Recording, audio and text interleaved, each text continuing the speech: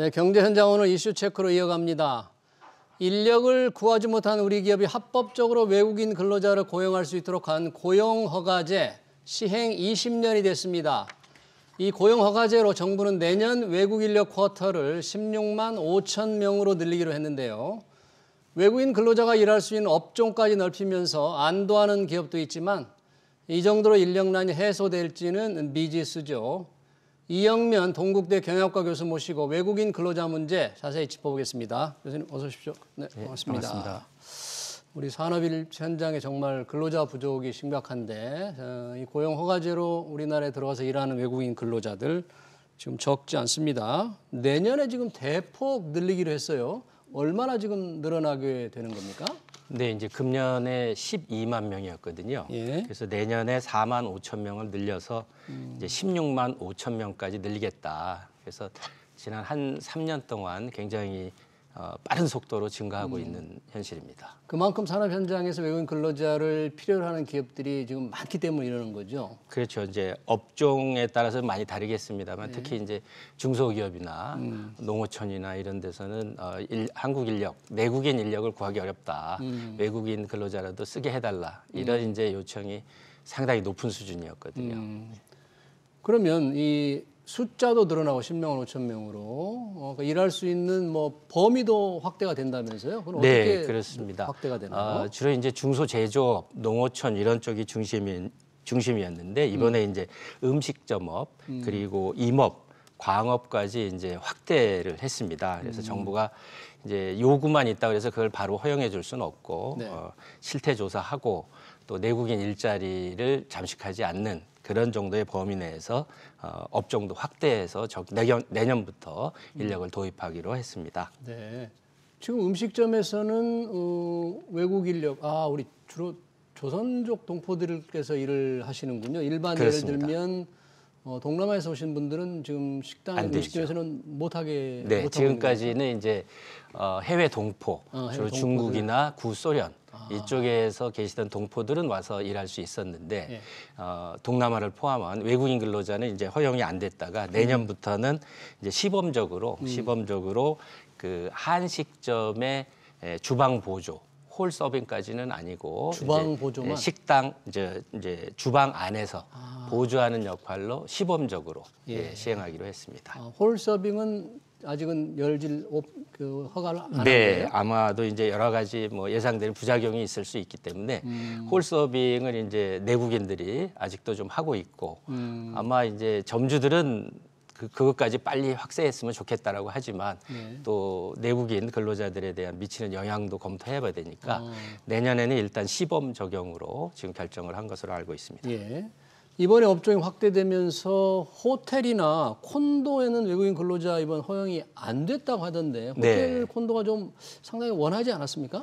예, 사실은 정부가 금년 초에 서비스 산업 발전 TF를 구성을 해서 그 호텔 숙박업 쪽의 인력 부족을 해소하기 위해서 외국인 근로자를 활용할 수 있도록 해주겠다라고 이제 사실상 긍정적인 사인을 보냈는데 이미 그렇게 신호를 막상 보냈는데. 이제 이번에 외국인 인력 정책 회의에서는 호텔 숙박업 쪽은 좀 곤란하다. 이런 내용을 발표를 했습니다. 아마 말씀하셨던 대로 이제 청소라든가 주방 보조라든가 이런 쪽은 외국 인력을 쓰게 해달라고 했는데 아시다시피 이제 저희가 호텔이나 숙박업 쪽은 이제 노동조합이 상당히 많이 결성이 되어 있거든요. 그러니까 이제 그쪽에 노동계에서 우리 일자리가 불안해진다. 노조의 반대로. 노조의 반대가 좀 있었던 걸로 알고 있습니다. 그리고 경영하신 분들은 조금 그 외국인 근로자를 쓸 수 있게 기대를 했다가 무산되니까 좀 아쉬워할 수도 있겠네요. 좀 더 아쉬워할 수 있겠죠. 그런 얘기가 없었다면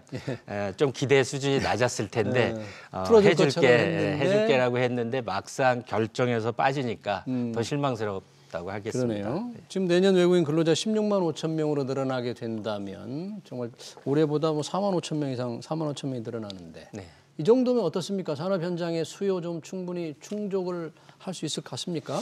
아무래도 이제 기업이나 사용자 측의 입장에서는 충분하지 않겠죠. 네, 그러나 또 한편으로는 이제 노동계 쪽에서 이렇게 이제 내국인의 우리가 코로나로 많이 일자리를 떠났던 분들을 다시 일자리를 돌아오게 이런 노력도 기울여야 되는데 인력이 부족하다고 그냥 외국인 근로자만 임시 방편으로 수입하는 건 문제가 아니냐 또 이런 그 어떤 비판도 있습니다. 따라서 사용하는 입장에서는 충분하지 않겠지만 과거의 기록을 보면 지금 매년 몇만 명씩 늘어가고 있기 때문에 최소한의 요구는 충족되지 않았을까 싶습니다.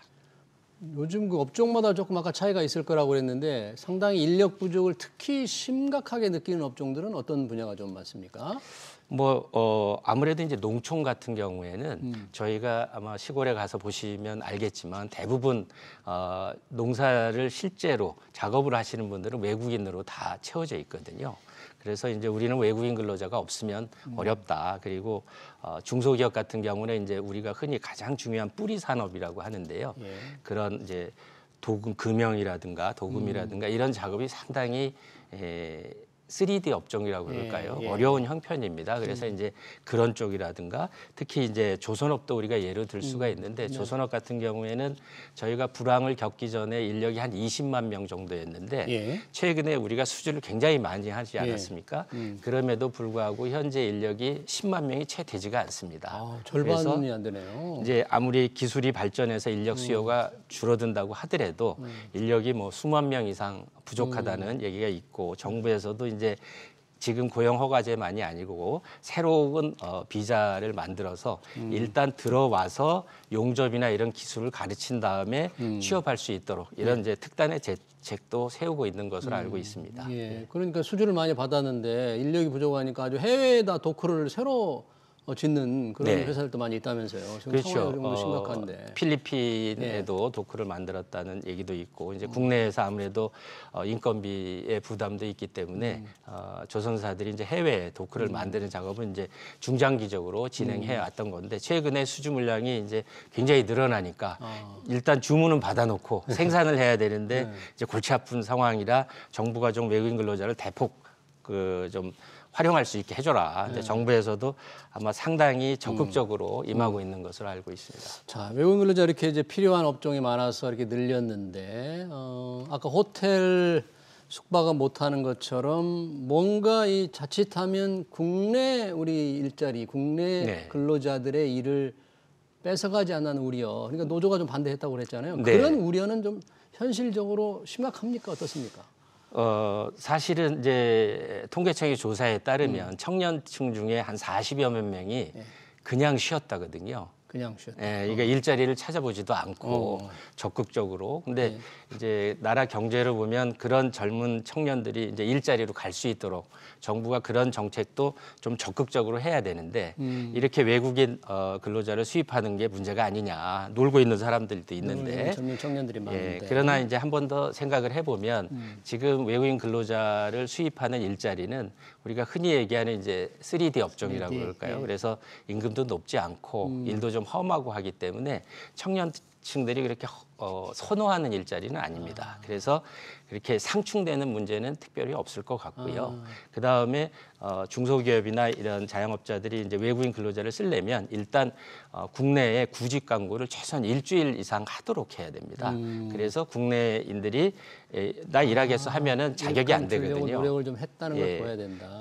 구직 광고를 했는데 구인 광고를 했는데 이제 안 된 경우에 한해서 외국인 근로자를 사용할 수 있는 신청을 할 수 있기 때문에 직접적으로 부딪히는 경우는 많지 않지만 이제 경우에 따라서는 그 상대적으로 부작용이 나올 수 있기 때문에 이런 부분은 이제 정부나 전문가가 좀 면밀히 검토를 해야 될 것 같습니다. 그러니까 국내 이제 일감을 뺏어간다는 그런 반대를 하는 노조들은 임금이라든지 근로 조건을 좀 좋게 해서 그냥 쉬고 있는 젊은이들이 현장으로 돌아오게 만드는 노력도 해야 되지 않느냐라고 노조는 이런 주장을 할 텐데 현실적으로는 그런 일자리는 아니고 3D 업종에 그런 일자리가 많다 그런 예, 얘기예요. 경우에 따라서 이제 많은 얘기는 다르겠습니다만 아까 말씀하신 이제 조선업종에 용접을 하신 분들이 조선업이 불황이 되다 보니까 이분 용접 기술을 가지고는 있으니까 활용을 해야 되고 배는 못 만들고 하기 때문에 건설업 쪽으로 또 많이 갔거든요. 건설 쪽에서도 용접이 많이 필요하니까. 그러니까 이제 그분들이 좀 돌아올 수 있게 그 노력은 안 하고 외국인 근로자를 갖다 쓰는다고 쉽게 하니까 외국인 근로자를 들여오려고 이제 하느냐. 그쪽에 계신 분들이나 이제 노동조합에서는 반대를 할 수도 있죠, 당연히. 그러니까 당장 인력이 부족해서 외국인 근로자를 늘려야 하는 사업주나 네. 또는 좀 더 임금 조건이나 근로 조건을 올려서 네. 내국인 근로자를 쓰기 원하는 노조 간의 이 갈등은 조금 현재 굉장히 좀 상당히 심각한 거네요. 있다고 봐야 현실적으로는. 되겠죠. 그래서 정부도 이제 호텔 숙박업처럼 사용자 측 이제 기업 쪽에서의 요구를 바로 들어주지 못한 이유는 그런 배경이 있지 않나 생각합니다. 이렇게 일하는 외국인 근로자들의 이 관리라 그럴까 이런 건 어떻습니까? 지금 관리 상황은 잘 되고 있습니까? 사실은 이제 내국인 근로자도 관리가 쉽지 않잖아요. 여러 가지 이슈들이 있는데 외국인들이 이제 생활 터전을 옮기는 것이고 특히 이제 일상생활에서 언어가 또 소통이 어렵지 않습니까? 그래서 사실 그 관리하는데 훨씬 품이 많이 들어간다고 할 수 있습니다. 그래서 중앙정부, 지자체 또 업종별로 또 해당 기업이라든가 자영업자들도 관리를 하고 있지만 여러 가지 이제 사건들이 많이 발생하고 있는 형편입니다. 인권 침해 논란 같은 것도 좀 있을 수 있죠. 많이 있었죠. 네, 기사나 이제 언론기관에서 보도 기사 같은 걸 보면 인권 침해 이제 특히 숙박하는데 농막이라든가 이제 물도 안 나오는 데서 자라든가 화장실도 안 돼 있고 이런 문제들은 있지만 과거에 비해서는 이제 좀 줄어들었고 나름 관리를 하고 있는데 여전히 좀 더 품이 많이 들어가 있기 때문에 신경 써야 될 게 많고 그래서 산업재해라든가 이런 사고들도 상대적으로 더 많이 일어나고 있다고 하겠습니다. 이런 외국인 근로자들이 산업 현장에서 일하는데 좀 숙련 기술자가 될 수 있도록 뭔가 거주 기간을 훨씬 더 늘린다거나 교육을 확대한다 이런 것들은 어떻게 하고 있습니까? 좀 이루어지고 있습니까? 지금 이제 외국인 근로자를 우리가 어떻게 보느냐에 달려 있는데요. 이번에 이제 늘린 그 고용 허가제 쪽으로는 굉장히 이제 비숙련 근로자들입니다. 그래서 이분들이 지금 현재 기본적으로 3년 할 수 있고요. 일을 잘하고 회사를 옮기지 않으면 1년 10개월 더 할 수 있고 정부에서는 이걸 아예 10년으로 늘리겠다 이렇게 하고 있습니다. 그래서 정부에서는? 한 직종에서 계속 일을 한다면 나름대로의 이제 숙련을 가질 수 있겠죠. 그러나 우리가 이제 생각하는 해외 고급 인력, 인재들이라고 하는 그런 인력하고는 이제 조금 다른 정책으로 접근을 해야 되지 않을까. 기간적으로는 최대 10년까지 할 수 있게 된다면 10년까지요? 상당히 안정성을 가지고 일을 할 수 있는데 이제 취지가 이제 그분들이 숙련이 되면 우리 내국인 근로자를 또 위협할 수도 있기 때문에 정부에서는 이제 그런 점도 고민을 해야 될 것 같습니다. 좀 숙련 근로자 말씀을 하시니까 외국인 근로자들한테 왜 세금을 19%의 단일 세율로 적용하는 특례 규정이 있다면서요? 네. 그게 상당히 외국인들한테 유인책이 좀 될 수 있을 것도 같은데 그게 연말로 끝납니까? 이제 적용 연장이 안 되나요? 지금 연장 예정으로 되어 있는데 작년에 국회에서 이걸 5년에서 20년까지 자기가 선택할 수 있습니다. 19%를 난 선택할래 아니면 내국인과 똑같이 6%부터 45%까지 할래. 그러니까 임금 수준이 낮으면 19%가 많을 수 있죠. 우리도 저임금 근로자들은 세금을 안 내거든요. 그래서 선택할 수 있도록 해줬는데 그래도 이제 세율이 소득이 많은 정말 이제 고급 인재 같은 경우에는 뭐 1억, 2억도 갈 수 있기 때문에 이분들한테 19%는 상당히 절세할 수 있는 방안이거든요. 혜택이 될 텐데. 그래서 그걸 20년까지 할 수 있도록 했는데 지금 국회에서 이거를 그 연장을 안 해주겠다. 지금 확실히 결론이 난 것 같지는 않습니다. 그래서 안 해주려고 하는 이유는 뭡니까? 아무래도 이제 뭐 정치적인 이슈도 좀 있을 것 같고요. 그 다음에는 내국인과의 또 형평성 문제도 있을 것 같고 임금이 이제 수준이 낮은 경우에는 크게 불만이 없지만 아니 똑같이 일하는데 외국인이라고 그래서 한국말도 잘하는 경우도 있을 텐데 세금을 19%만 내고 나는 뭐 36%뭐 27% 이렇게 내는데 그런 불만도 또 고려되지 않았을까 싶습니다. 그러니까 외국인 고급 인력이 필요하긴 하지만 내국인 근로자들과의 세금에서 형평 문제가 있다. 그래서 국회에서 연장을 안 하게 된다면 고급 외국인 인력들한테는 조금 좀 아쉬운 불리한 내용으로 부분이죠. 바뀔 수가 있는 거네요, 지금. 네, 그분들은 꼭 한국을 선택하지 않을 수도 있거든요. 우리가 경쟁 상대국인 뭐 미국이나 일본이나 이런 데로도 갈 수가 있으니까 저희가 해외 인재를 확보한다는 차원에서는 나름대로 인센티브를 줘야 되지 않겠습니까? 그중에 가장 큰 인센티브가 절세였다면 이걸 없애면 외국 인재 유치에 상당히 불리하지 않을까 싶습니다. 그러네요. 고급 외국 인력 유치, 그분들이 뭐 한국에만 있을 수 없다, 있지 않을 수, 다른 나라로 갈 수 있다는 그렇죠. 말씀 듣고 보니까 지금 우리나라가 이제 인력 부족으로 이민청을 세워야 한다, 세우겠다 이런 논의가 있잖아요. 지금 정부의 그 계획이 어느 정도 지금 진전돼 있습니까? 네, 지난 9월에 법무부 장관이 발표한 바에 따르면 금년이 가기 전에 구체적인 내용을 발표할 수 있을 거라고 얘기를 했습니다.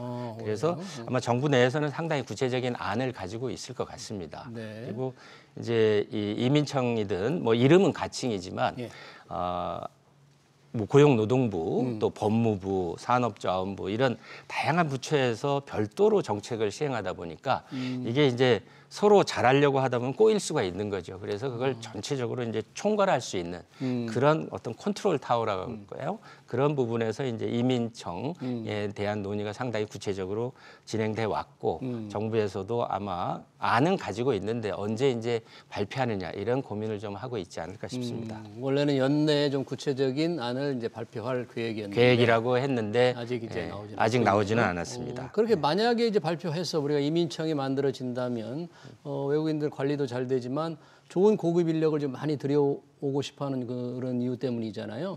이민청이 세워지면 뭐 외국인 좋은 근로자들, 인력들 많이 좀 들여올까요? 이제 지금보다는 좀 더 들여오려고 할 때 수월해지겠죠. 하지만은 외국 고급 인력이 들어와서 우리 내국인들의 또 일자리를 빼앗으면 안 되니까 그런 부분은 이제 오히려 컨트롤 타워가 생겼을 때 잘 조정을 해서 내국인들한테 부담되지 않는 수준에서 외국 인력을 확보하는 정책이 더 효율적으로 진행될 수 있지 않을까 생각합니다. 네, 잘 알겠습니다. 내년도에 큰 폭으로 늘어나는 외국인 근로자 문제 얘기 잘 들었습니다. 지금까지 이영면 동국대 경영학과 교수였습니다. 교수님 고맙습니다. 네, 감사합니다.